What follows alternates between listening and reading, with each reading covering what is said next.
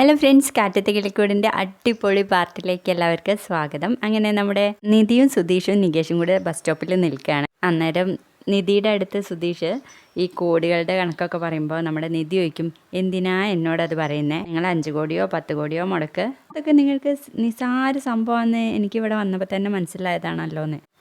അയ്യോ നിധി എന്ന് പറയുമ്പോഴേക്കും അല്ലെങ്കിൽ തന്നെ ഒരു പ്രൊജക്ട് റിപ്പോർട്ട് കൊടുത്തിട്ട് അതെല്ലാം റിപ്ലൈ വരാത്തതിൻ്റെ സങ്കടത്തിലാണ് ഞാൻ എന്ന് പറയുമ്പോൾ, അയ്യോ ആ റിസൾട്ട് വരാത്ത ഇങ്ങനെ ടെൻഷൻ അടിച്ച് നിന്നാൽ അത് വരുമോ? ആ സമയത്തല്ലേ ഇങ്ങനത്തെയൊക്കെ ഓരോ തമാശകൾ പറയേണ്ടത് എന്ന് പറയുമ്പോൾ നമ്മുടെ നിധി പറയും, അയ്യോ എനിക്ക് ടെൻഷനൊന്നും ഇല്ലേന്ന്. എങ്കിൽ പിന്നെ ഒന്ന് ചിരിച്ചേ ഹി എന്ന് അറിയാം കേട്ടോ നിധി. അത് ഫേക്ക് ചിരിയാൻ നിധി, നന്നായിട്ടൊന്ന് ചിരിച്ചെന്നൊക്കെ പറയുമ്പോൾ അങ്ങനെ ചിരിപ്പിക്കുകയാണ് കേട്ടോ. അതേസമയം നമ്മുടെ നികേഷ് ആണെങ്കിൽ ആ പെൺകുട്ടിയെ ഇങ്ങനെ ട്യൂൺ ചെയ്തുകൊണ്ടിരിക്കുകയാണ്. നികേഷിന് തന്നെ സംശയം കേട്ടോ, നികേഷിനെയാണോ നോക്കുന്നതെന്ന്. അതുകൊണ്ടാണ് പിന്നെയും നോക്കുന്നത്. അത് കണ്ടപ്പോൾ തന്നെ നമ്മുടെ സുധീഷറും, നോക്ക് നിധി, ഇവൻ ഇവിടെ ഒന്നുമല്ല, മോൻ ഇവിടെ ഒന്നും ഇല്ലേ എന്നൊക്കെ ചോദിക്കുമ്പോൾ നമ്മുടെ നികേഷറും, ആ കുട്ടിയെ എന്നെയാണോ നോക്കുന്നതെന്ന് എനിക്കൊരു സംശയം എന്ന് പറയുമ്പോൾ നമ്മുടെ സുധീഷ് തിരിഞ്ഞു നോക്കൂട്ടോ, നിന്നെ തന്നെയാടാ, എനിക്ക് ഓക്കെയാണ്, അടിപൊളി പെൺകുട്ടിയാണല്ലോ എന്ന് പറയും. എന്താ സുധീഷ് ഏട്ടന് ഇഷ്ടമായോ എന്ന് നികേഷ് ചോദിക്കുമ്പോൾ, എനിക്കിഷ്ടമായി എന്നല്ല, നീ ട്യൂൺ ചെയ്യുന്നത് എനിക്കിഷ്ടപ്പെട്ടു എന്നാണ്. അതെ സുധീഷ് ഏട്ടാ, അവൾക്ക് എന്നോട് എന്തോ പറയാനുണ്ട്, അതെനിക്ക് ഉറപ്പാ. എനിക്കാണെങ്കിൽ അതെന്താന്ന് പോയി ചോദിക്കാൻ മടി എന്നങ്ങ് പറയുമ്പോൾ സുധീഷ് പറയും, എടാ ഇങ്ങനെയൊക്കെയല്ലേ പോയിട്ട് സംസാരിക്കേണ്ടത്, നീ പോ, ഇപ്പം തന്നെ പോയിട്ട് അവളുടെ നമ്പർ ഇങ്ങ് വാങ്ങിച്ചെടുക്കണം, എന്നിട്ട് പതിയെ ഇങ്ങനെ സംസാരിച്ച് തുടങ്ങിയാൽ മതി എന്നൊക്കെ സുധീഷ് പറഞ്ഞു കൊടുക്കുമ്പോൾ നമ്മുടെ നിധി ചോദിക്കുമ്പോൾ, എന്തിനാ നിങ്ങളിങ്ങനെ നിർബന്ധിക്കുന്നത്, അവന് വേണമെങ്കിൽ അവൻ പൊക്കോളുന്ന്. അങ്ങനെ നമ്മുടെ നികേഷ് പേടിച്ച് വരച്ചാണ് ആ പെൺകുട്ടിയുടെ അടുത്തേക്ക് പോകുന്നത്. എന്നിട്ട് അവിടെ പോയി ചോദിക്കും, അതെ തെറ്റിദ്ധരിക്കരുത്, നിനക്ക് എന്തെങ്കിലും എന്നോട് ചോദിക്കാനുണ്ടോ എന്ന് ചോദിക്കും. ആ ഉണ്ട് അറിയുമ്പോഴേക്കും നമ്മുടെ നികേഷ് പലതും സ്വപ്നം കാണാണ് കേട്ടോ. അപ്പോഴേക്കും നമ്മുടെ നിധിയുടെ ഓട്ടോ വരുന്നു. അതിൽ നിധിയെ കയറ്റി സുധീഷ് വിടുന്നുണ്ട്. അപ്പോഴേക്കും നമ്മുടെ തോമസ് ഏട്ടൻ വരുന്നുണ്ട് സുധീഷിനെ വിളിക്കാൻ. അങ്ങനെ സുധീഷും വണ്ടിയിൽ കയറി പോവാണ് കേട്ടോ. അതൊക്കെ കഴിഞ്ഞ് കഴിയുമ്പോഴേക്കും നമ്മുടെ നികേഷ് ചോദിക്കും, അല്ല എന്താ പറയാനുള്ളത് എന്ന് ചോദിക്കുമ്പോൾ ആ കുട്ടി പറയും, അതെ എനിക്ക് ഇയാളുടെ ഏട്ടനോടൊന്ന് സംസാരിക്കണം, നേരിട്ട് സംസാരിക്കാൻ പേടിയായതുകൊണ്ട് എനിക്ക് ഇയാളുടെ ഏട്ടൻ്റെ നമ്പർ തരുമെന്ന് ചോദിക്കും. അപ്പോഴേക്കും നമ്മുടെ നികേഷിൻ്റെ ആ ഒരു സ്വപ്നമൊക്കെ തവിട് പൊടിയാവാണ് കേട്ടോ.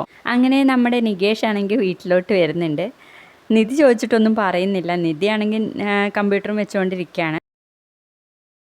അന്നേരം സുധീഷാണെങ്കിൽ ഓടിപ്പാഞ്ഞ് വരുന്നുണ്ട്. എന്നിട്ട് ചോദിക്കും, എടാ ഞാനിപ്പോൾ എന്തിനാ ഇങ്ങോട്ട് പെട്ടെന്ന് അങ്ങ് വന്നതെന്ന് നിനക്കറിയോ? എൻ്റെ ബസ് സ്റ്റോപ്പ് കേസ് എന്തായെന്ന് അറിയാൻ വേണ്ടിയിട്ടാണ് എന്ന് പറയുമ്പോഴൊന്നും നികേഷ് ദേഷ്യം പിടിച്ച് നിൽക്കുക കേട്ടോ, ഒന്നും മിണ്ടുന്നില്ല.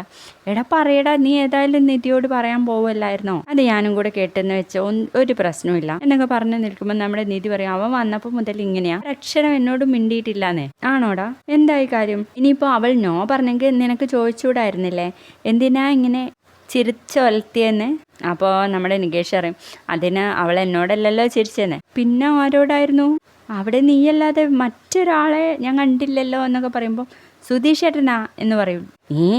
ഞാനോ എന്നും ചോദിച്ച് നമ്മുടെ നിധിയെ നോക്കൂട്ടോ. അവൾക്ക് സുധീഷ് ഏട്ടനെയാണോ അല്ല ഇഷ്ടം, നേരിട്ട് സംസാരിക്കാൻ പറ്റാത്തതുകൊണ്ടാണ് എന്നോട് നമ്പർ ചോദിക്കാൻ വിളിച്ചാണ് എന്നങ്ങ് പറയുമ്പോൾ നമ്മുടെ സുധീഷ് ചിരിച്ചുകൊണ്ട് നിധിയെ നോക്കൂട്ടോ. നിധിയാണെങ്കിൽ പെട്ടെന്ന് മുഖമൊക്കെ മാറുന്നുണ്ട്. എന്നിട്ട് അങ്ങോട്ട് തിരിഞ്ഞിരിക്കും. നീ സത്യമാണോ അവിടെ പറയുന്നേ? അവൾക്ക് എന്നെ ഇഷ്ടാന്ന് നിന്നോട് പറഞ്ഞു, നീ പറഞ്ഞത് സത്യം തന്നെയാണോ എന്നൊക്കെ പറയുമ്പോൾ, ഞാൻ എന്തിനാ നുണ പറയുന്നേ, ആ പെണ്ണ് എന്നോട് അതാ പറഞ്ഞേ എന്ന് പറയുമ്പോഴേക്കും നമ്മളെ സുധീഷിനാകെ ചിരി തുടങ്ങൂട്ടോ. അയ്യോ എന്താ ചെയ്യാ, ഈ നാട്ടിലെ പെൺപിള്ളേർക്കൊക്കെ എന്നോടാണ് ക്രഷ്, സൗന്ദര്യം ഉണ്ടായതാണ് എന്നൊക്കെ പറയുമ്പോഴേക്കും നമ്മുടെ സുധീഷും നികേഷും പറയും, ആ അത് തന്നെയാ ഞാനും ആലോചിക്കുന്നത്, ഈ പെൺപിള്ളേർക്കൊന്നും നല്ല സ്വഭാവമുള്ള ചെക്കന്മാരെ വേണ്ടാന്ന് പറയുമ്പോൾ, അതെന്താടെ നീ അങ്ങനെ പറഞ്ഞേ, ഞാനും നല്ല സ്വഭാവമുള്ള പയ്യനല്ലേ എന്ന് ചോദിക്കുമ്പോൾ, പയ്യനോ സുധീഷ് ഏട്ടനോ എന്ന് ചോദിക്കാൻ കേട്ടോ നമ്മുടെ നികേഷ്. അതൊക്കെ കേട്ടിട്ട് നമ്മുടെ നിധി ഇങ്ങനെ ചിരിക്കുവേ. എന്തായാലും നമ്മളൊരാളെ ഇഷ്ടപ്പെട്ടിട്ട് അങ്ങോട്ട് പോയിട്ട് ഒരു കാര്യം ഉണ്ടായില്ല, അപ്പം നമ്മളെ തേടി വന്ന സ്നേഹം നമ്മളെന്തിനാ ഒഴിവാക്കുന്നേ എന്ന് ചോദിക്കുമ്പോൾ നികേഷ് ചോദിക്കും, സുധീഷ് ഏട്ടൻ എന്താ ഭ്രാന്തായോന്ന്? അതേടാ,